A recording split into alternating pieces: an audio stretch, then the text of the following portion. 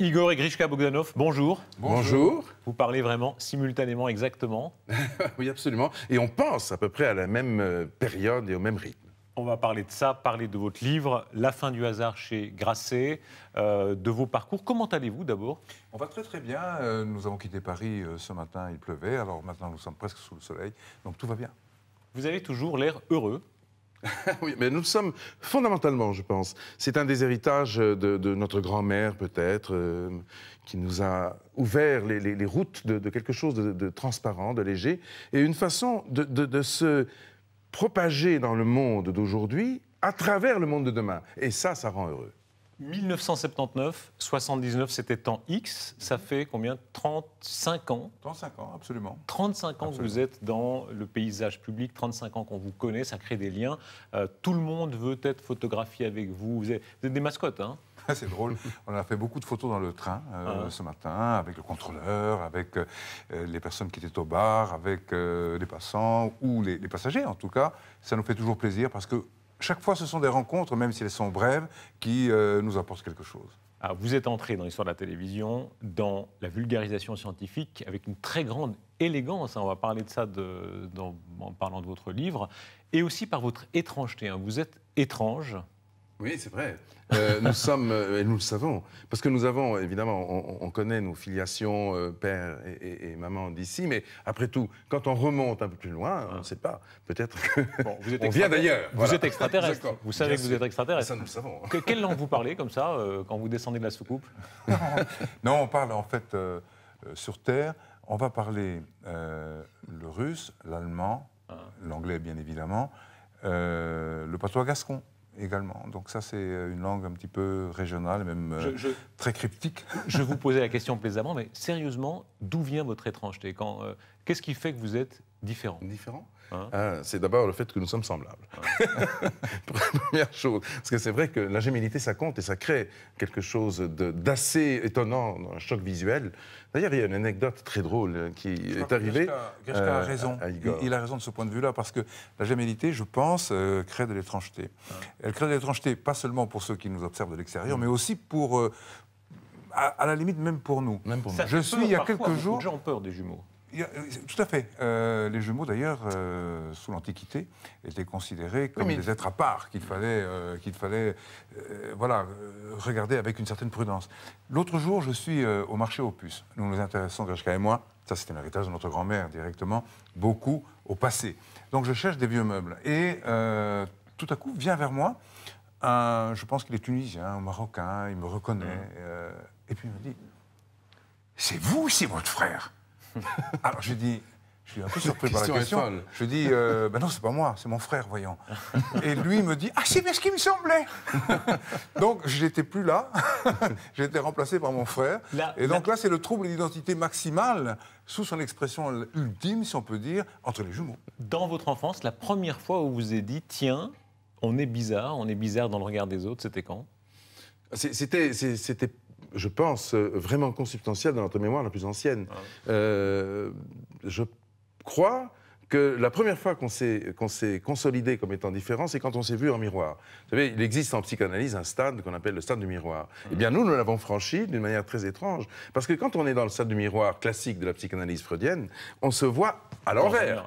Alors que là, on se voyait à l'endroit. Très bizarre. Aujourd'hui, vous pensez ensemble en permanence? Bah oui, absolument. On est littéralement, comme on dit, branchés sur la même longueur d'onde. Ce qui fait qu'on n'a pas besoin de se parler beaucoup pour écrire un livre, par exemple, comme La fin du hasard. On a pratiquement écrit ce livre, je dirais, bon, évidemment à 4 mains, mais chacun dans sa partie, et l'autre n'intervient pas, ou très peu, sur la partie de son frère. Chacun a son jeu de cartes, mais ils se mélangent de manière naturelle. Écriture littéraire, on en vient précisément à votre livre. Grande qualité de littérature, d'histoire des sciences, d'histoire de la théorie du hasard, et vous avez de grandes sources littéraires aussi. Einstein, je cite, parce que c'est étonnant de voir sous la plume d'Einstein, c'est méconnu parfois à quel point il avait non seulement du génie, mais du style. Einstein dit « Tout est déterminé par des forces que nous ne contrôlons pas. Tout est déterminé, pour l'insecte comme pour l'étoile. Êtres humains, légumes ou poussière d'étoiles, nous dansons tous au rythme d'un air mystérieux, joué au loin par un joueur de flûte invisible. Ah oui, c'est magnifique. Oui. Cette citation-là, on a vraiment eu énormément de plaisir à la trouver et ensuite à la mettre dans notre livre. C'est un point tout de départ, est déterminé, évidemment. bien sûr. Tout est déterminé. Ça veut dire que le hasard n'existe pas. Oui, ça veut dire en fait que, puisqu'on parle de déterminé, ça signifie que le hasard n'est pas ce que l'on croit. Jusqu'à présent, on avait le choix entre tout est hasard ou bien tout est précisément déterminé. Si tout est hasard, alors il n'y a pas de sens à la vie. Si tout est déterminé, la liberté n'existe pas. Donc, dans un cas comme dans l'autre, la situation n'est pas vraiment réjouissante. Or, la science, depuis très peu de temps, depuis 3 à 4 ans à peine, a fait des progrès fulgurants, notamment ici en Suisse avec la découverte du boson de Higgs. Au CERN, on en reparlera. Au CERN, on va en parler tout à l'heure. Mais ce qui est important, ce qui est intéressant, c'est qu'il existe donc une troisième voie pour le hasard. C'est cette troisième voie que nous proposons de partager avec tous ceux qui ont le plaisir de nous lire. Pourquoi ? Parce que le hasard est un phénomène programmé. Décidé, comme le disent les mathématiciens. Très joliment les choses, vous dites le hasard fait mal les choses. C'est une illusion de croire que le hasard fait vite les choses. Il y a cette très belle apologue du Boeing, hein, celui qui est le scientifique, dit croire que le hasard peut faire tout, c'est comme si on pensait qu'un Boeing, il n'y a qu'à attendre et un Boeing va s'assembler tout seul. Oui, c'est exactement ça. Einstein, encore lui, a une citation absolument merveilleuse quand il dit l'idée que l'ordre et la précision de l'univers, dans ses aspects innombrables, serait le résultat d'un hasard aveugle, est pour moi aussi peu crédible que si après l'explosion d'une imprimerie, tous les caractères retombaient par terre dans l'ordre du dictionnaire. Voilà. Exemple aussi de la bibliothèque, vous dites 10 ouvrages qu'on pose sur une table. Si on attend que le hasard les classe comme on voudrait qu'ils soient classés pendant 10 tomes d'une encyclopédie, il faut attendre combien de temps ? Il faut attendre plus de 40 000 ans. Donc, ça signifie, parce que la combinatoire est très élevée, c'est ce qu'on appelle en mathématiques une factorielle. Donc, factorielle de 10, c'est gigantesque déjà. Donc, c'est des milliers d'années. Alors qu'en effet, pour un être humain, c'est quelques 2 minutes, même pas. Alors, d'après vous, le joueur de flûte, celui qui a donné l'impulsion première, qui a dessiné, qui a écrit la musique, qui est-ce ? Ah oui. Ah, voilà, la belle question. Eh oui, évidemment. La bonne question. Non, c'est très intéressant de se poser, évidemment, la question en creux, de savoir si le hasard est un organisateur.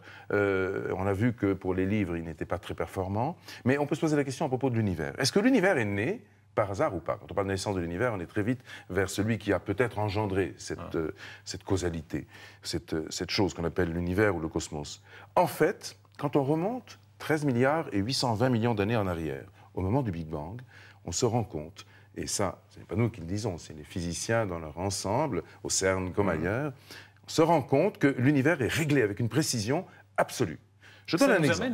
Ça nous amène à ce qui est sous nous, hein, sous le territoire où nous sommes. Il y a cet immense anneau, cet accélérateur de particules, où on est là, hein, théoriquement. On remonte très haut, très loin. Oui, on remonte très très loin. Justement, quand on met en mouvement ces particules qu'on appelle des protons, donc des noyaux, qui vont s'entrechoquer, ils créent dans au cours de ce choc une énergie colossale. Cette énergie, pendant quelques fractions de secondes, est comparable à l'énergie qui a régné juste à la première seconde, et peut-être même un peu avant de l'existence de l'univers. Donc c'est vraiment très, très extraordinaire. C'est assez fascinant de voir que chez les scientifiques, ceux que vous citez, souvent dans votre livre, les points carrés et d'autres, il y a d'ailleurs des croyants et des non-croyants, hein, des agnostiques, des athées. Ça veut dire que la question est toujours suspendue.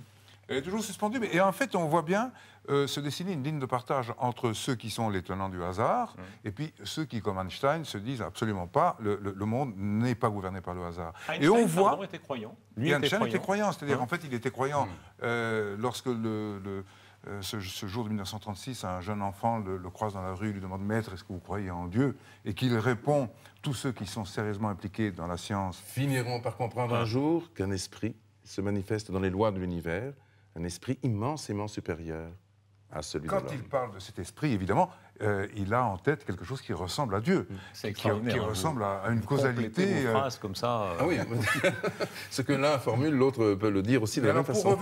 Pour revenir à cette ligne de partage entre les tenants du hasard et les tenants d'un monde qui repose sur un ordre, on voit que du côté de l'ordre, on identifie cet ordre à une causalité, c'est-à-dire en fait, on peut dire que là, il y a de la croyance dans un ordre supérieur, dans une sorte de transcendance. Que certains et puis, Dieu. que certains, exactement. Et puis, de l'autre, ceux qui croient au hasard, comme Bohr, par exemple, sont convaincus qu'il n'y a rien, qu'il n'y a aucune causalité, et que le monde s'est autogénéré d'une certaine façon, puisqu'il est gouverné par le hasard. Avec un degré de complexité qui dépasse l'entendement, il y a cette citation extraordinaire de Bohr qui dit « Si vous pensez avoir compris la théorie quantique, c'est que vous n'avez rien compris. Hein. » Donc, il y a un stade d'incompréhension de toute façon. De toute façon, il y a même un stade d'inconnaissabilité, c'est-à-dire qu'on ne peut pas tout connaître. Et là, intervient un mathématicien de génie, en 1931, qui s'appelle Gödel, et qui a découvert un principe fondamental, qu'il a couronné d'un théorème, qui s'appelle le théorème d'incomplétude. Et ce théorème dit deux choses. Il dit d'une part que on ne peut pas tout connaître, qu'il existe des choses vraies qu'on ne peut pas démontrer, mais elles sont vraies, on le sait, mais on ne peut pas les démontrer. Et d'autre part, il dit tout système logique est nécessairement incomplet. Alors regardez, Darius, ce que ça veut dire par rapport à l'univers. L'univers est un système logique, mais puisqu'il est logique, il est donc nécessairement incomplet, ce qui veut dire que sa cause se trouve à l'extérieur de lui et qu'elle n'est pas de même nature que lui. Est-ce que vous croyez en Dieu? On croit en tout cas à cet esprit dont parle Einstein même en là, 1936. C'est extraordinaire quand même. Ah, Parce que oui, vous oui, pourriez bien avoir sûr, une oui. différence quand Ah même non, là-dessus. non. Parce que ce point de vue-là, on n'en a absolument aucune. Quand même, la Et, foi, c'est quelque chose de tellement personnel. Il y a des moments dans une vie où on croit moins, etc. Oui, vous avez toujours la cru foi, identiquement au même moment, c'est-à-dire que au même degré? nous avons cheminé vers Dieu comme dit saint Thomas par les voies de la raison. Il y a deux façons d'aller vers Dieu. Hein. On peut y aller par les voies de la révélation. Bon, Saint-Augustin. Saint-Augustin. Et puis il y a l'autre, voilà, Saint-Augustin dit Dieu ne s'argumente pas. Et puis nous pensons que la transcendance, la cause suprême, la cause à l'origine de toutes les causes, elle s'argumente d'un point de vue scientifique. Et c'est la raison pour laquelle nous en sommes approchés, si on peut dire, par les voies de la raison. Et vous y croyez ou non? Et on y croit tout à fait, puisqu'on le voit. C'est-à-dire que quand on regarde, quand on le voit, quand on plonge dans les profondeurs du monde physique, qu'on se rend compte que le monde physique est une illusion, parce que cette table et la matière et l'énergie qui est en dessous de la matière, tout ça c'est de l'illusion. La réalité profonde, qu'est-ce que c'est? C'est un formidable scénario mathématique. C'est ça. La réalité profonde. C'est-à-dire qu'en fait, l'essence même du réel qui nous entoure et qui émerge à notre échelle sous la forme de phénomènes identifiables, énergie-matière, l'essence même de tout ça, ce sont des mathématiques. Donc, il y a de l'esprit, si on peut dire. C'est de l'information. Cette information-là, on peut lui donner le nom qu'on voudra. Alors, certains vont dire... Ils iront justement peut-être rejoindre les tenants de la foi en disant « Oui, mais c'est l'esprit suprême ». Nous pensons que c'est l'esprit des lois. Hein, Alors, vous parlez en croyant, mais surtout en historien des sciences, davantage qu'en croyant. Vous avez pratiqué de très grands intellectuels catholiques, Jean Guiton, qui est un peu oublié aujourd'hui, mais eux étaient vraiment des hommes qui mettaient la foi, pour ainsi dire, en premier. Vous admirez ça? Vous avez de l'envie pour ceux qui ont une foi peut-être aussi irradiante? Bien sûr, la foi est quelque chose de magnifique, parce qu'elle transfigure, bien entendu, le rapport que l'on a au réel, que l'on observe différemment, mais aussi elle transfigure le rapport que l'on a à son propre réel intérieur. Donc c'est une façon d'amplifier son lien à l'univers, mais aussi d'amplifier son lien à soi-même. Donc la foi, bien entendu, c'est admirable, et c'est quelque chose qui peut-être peut, quelque part, dépasser le raisonnement, dépasser la rationalité. Le hasard, la nécessité, vous en êtes un peu l'illustration. Être jumeaux, il faut combien de quantité de hasard pour que deux êtres se ressemblent à tel point? À tel point. En tout cas, c'est des dizaines de milliers de naissances. Pour ce qui nous concerne, ça peut varier selon les statistiques. Mais ce que l'on sait, c'est qu'on est supérieur à un cas sur 20 000. Donc c'est déjà un hasard quand même, effectivement, contraint. Quel souvenir vous avez le plus ancien quand on est jumeaux? Ça remonte où, le plus loin? Dans le berceau, en fait. Dans le berceau. Dans le berceau qu'on partage à deux, parce qu'on a à ce moment-là 1 an et demi, 2 ans peut-être, et on se souvient très bien d'un ours qui était là dans le berceau avec nous, que l'un de nous fait passer par-dessus la barricade du petit on lit. le date parce qu'on sait que c'était inférieur à 6 mois. C'est que les parents nous l'ont dit. Donc on sait que nos souvenirs sont entre 3, 4, 5 mois. Très tôt. Dans le ventre de la mère, il y a déjà quelque chose de différent par rapport à un enfant seul? Oui, très certainement. Parce que l'expérience de la solitude n'existe pas. En tout cas, elle est différenciée. Donc, il y a aussi, et déjà, du dialogue. il y a déjà une propagation de quelque chose, de signaux dans cet espace intra-utérin. Donc oui, bien sûr. Vous dites, pardon, l'expérience de la solitude n'existe pas. C'est Non, vrai encore absolument. aujourd'hui. Oui, c'est vrai. Ouais. Vous n'êtes jamais seul. Jamais. Non.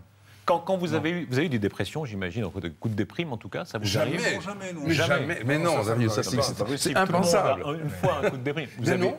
En fait, vous est arrivé de rater quelque chose, d'être plaqué, non? Ça nous est jamais arrivé. Ah oui, vous êtes menteur, en plus.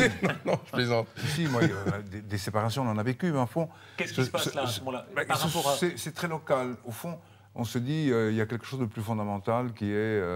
Qui est le frère. Qui est le frère. Qui Oui, lui qui est un repère, et un repère qui est un repère fixe. profond et non modifiable, si on peut dire, par les circonstances de la vie, qui fait qu'on s'aime ou on ne s'aime C'est pas. vrai, la bonne question, c'est en effet de savoir si la gémellité permet de déboucher sur une sorte de bonheur natif et naturel. Oui, c'est un bonheur naturel. C'est une sorte de façon d'être immédiatement heureux sans se poser la question de savoir comment. Vous ne vous êtes jamais détesté? Jamais. Pas l'espace d'une seconde. Jamais. Jamais. Mais surtout, on ne s'est jamais disputé. C'est ça qui est très Ça paraît intriguant. incroyable, ça. Oui, ça Oui. paraît Jamais incroyable. jalousé? Jamais. Non, jamais. Parce que la jalousie est fondée sur le principe de l'envie, de quelque chose qui appartiendrait à l'autre et qu'on n'a pas. Et en définitive, ça, Il vous est arrivé enfant d'avoir envie du même gâteau, d'un même... Oui, on partageait. sans aucune difficulté. Les- Tout était ouvert. Les filles, vous n'avez pas pu partager les filles?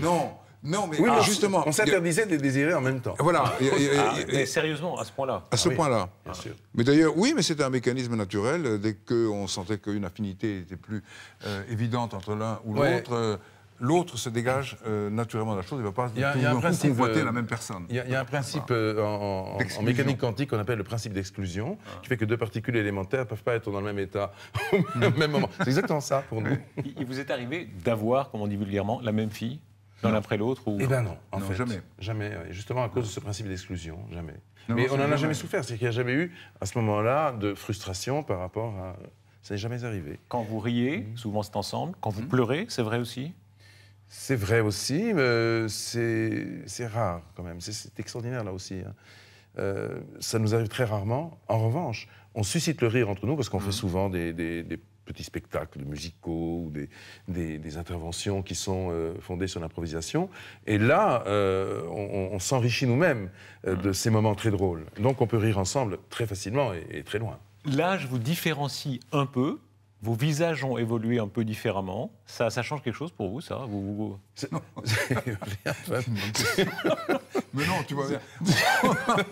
Bien au contraire. Non. Non, ça ne fait qu'enrichir finalement le parcours que nous avons par rapport à notre propre, comme on l'a dit tout à l'heure, et très justement, ça a été souligné, notre propre étanchéité. Vous êtes, pardon, une marque de fabrique. Hein, mais la transformation de vos visages passionne les gens. Vous savez que c'est un thème Non, mais de on le sait très conversation. bien. Et Ah. bien entendu. Et alors, ce qui est Et- extraordinaire, c'est que finalement, Saint-Exupéry l'a dit très très justement et beaucoup mieux que nous, être soi, c'est se donner congé. Donc il y a un moment où il y a des différences qui apparaissent, mais que l'on peut, pour le hasard, que l'on peut et que l'on doit organiser, programmer, créer finalement cette sorte de carte dans laquelle va se déplacer l'identité.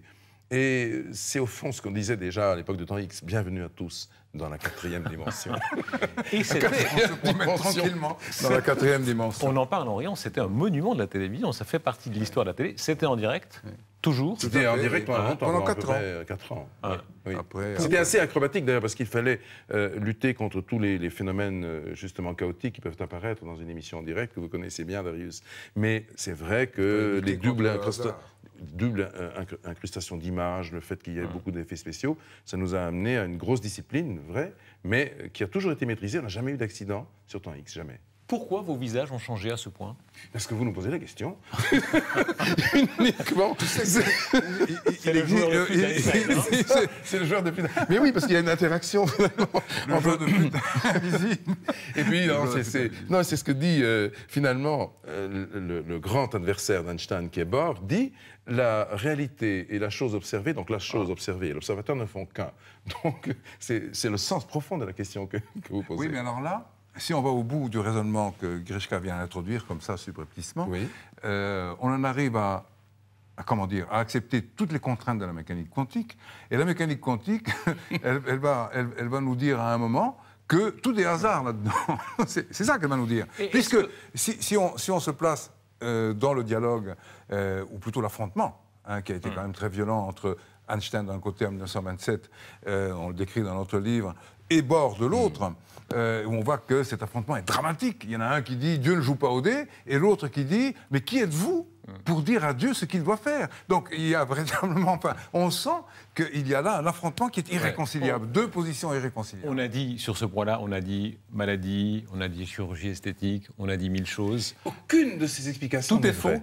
Ah, absolument. Aucune n'est vraie, mais c'est ça qui est très fort. C'est qu'en réalité, ça remonte à une causalité qu'on appelle, nous, dans notre langage de mathématiciens, une variable cachée. Non locale. Non locale, et qui doit le rester, bien entendu, parce que sinon, l'effondrement, finalement, de la fonction d'onde, c'est-à-dire, finalement, de l'information, serait tellement décevante. Non, mais ce qu'on peut dire, c'est que tout ça est faux. Vous savez ce que pensent beaucoup de gens en vous écoutant. Ils se disent, ils se foutent de nous, en bon français. Oui, on le sait, mais en même temps, on le fait très tendrement. Oui, on le fait tendrement parce qu'on aime les gens. C'est vrai qu'on aime les gens. Est-ce qu'on aime vraiment les gens? Effectivement, quand on est jumeaux et quand on compte tellement l'un pour l'autre, est-ce qu'il n'y a pas un phénomène, nous, contre les autres? Non, je crois pas. Je crois au fond que la bienveillance naturelle qui existe d'une manière comme ça depuis la naissance entre les jumeaux, elle est extensible à tous. C'est pour ça qu'on aime les gens. Et que les gens le sentent bien, d'ailleurs. Ils sont ravis. Ils nous disent « Oh, comme vous êtes gentil, si tout le monde est poète comme vous. » En tout cas, effectivement, poète et complice, vous l'êtes de manière étonnante. Vous connaissez des dizaines de poèmes étonnants. Je vous ai entendu dire L'œuf dur, je crois, de Prévert, c'est ça? Oui, quelques... Comment c'est, L'œuf dur de Prévert? Ça commence comme ça. C'est un personnage qui, dans cette France ancienne, est un petit peu dans la misère, et donc il a très faim, et il arrive devant une devanture avec beaucoup de nourriture devant lui, qu'il ne peut pas atteindre parce que cette devanture est protégée par... Donc ça commence comme ça. Il est terrible. Le petit bruit de l'œuf dur, cassé sur un comptoir d'étain. Il est terrible aussi. La tête de l'homme qui a faim quand il se regarde à 6 h du matin dans les vitres du grand magasin. Une tête couleur de poussière. Mais c'est pas sa tête qui regarde l'homme. Il s'en fiche de sa tête. Il n'y pense pas. Il songe, il imagine une autre tête. Une tête de veau, par exemple. Oui, avec une sauce de vinaigre, ou bien une tête de n'importe quoi, mais pourvu que ça se mange. Et il compte sur ses doigts. 1, 2, 3. 1, 2. Ça fait 3 jours qu'il n'a pas mangé. Il a beau se répéter depuis 3 jours, mais ça ne peut pas durer. Ça dure. Et derrière ces vitres, ces pâtés, ces bouteilles, ces conserves... Poissons morts protégés par des boîtes. Boîtes protégées par des vitres. Vitres protégées par la crainte. Mais que de barrières, que de barricades pour si malheureuses sardines. Enfin, ça va plus loin. Il y a encore beaucoup ça continue de beaucoup. Mais c'est ça. Il y a quelque chose de très émouvant à vous entendre. Un jour, l'un de vous mourra avant l'autre. On mourra tous, hein. C'est une perspective. Ça, c'est pas sûr. Peut-être que vous, non. Mais... non, mais là, vous utilisez un phénomène qui est banal, mais non. En fait, on a tous peur de la mort de ceux qu'on aime. Est-ce qu'on l'a différemment quand on est jumeaux et complices intellectuellement et affectivement au point où vous l'êtes? Il faut sortir là du périmètre finalement subjectif pour entrer dans quelque chose de plus objectif. Nous sommes, Igor et moi, conseiller scientifique pour, on va dire, un laboratoire de biotechnologie qui a été très loin dans l'investigation de ce thème de la très grande longévité et du recul des frontières de la mort. Et qui dit quelque chose de très juste. Il dit, c'est ça, c'est le slogan de cette entité scientifique, hier vieux à 80 ans, demain jeune à 150. Et c'est vrai, ce n'est pas une légende. Nous sommes aujourd'hui au bord d'une révolution qui est absolument considérable, que personne ne voit, sauf vous, Darius, parce que vous voyez tout. Mais en dehors de ça, personne ne voit. Et nous sommes, Igor et moi, de ceux qui allons évidemment transcender les frontières de la disparition. Dans 100 ans, ben à oui, peu au près. moins ça. Merci Igor Richard-Bogdanov. En attendant, on vous lit La fin du hasard chez Grasset. Merci beaucoup. Merci 1000 fois. À bientôt. Merci.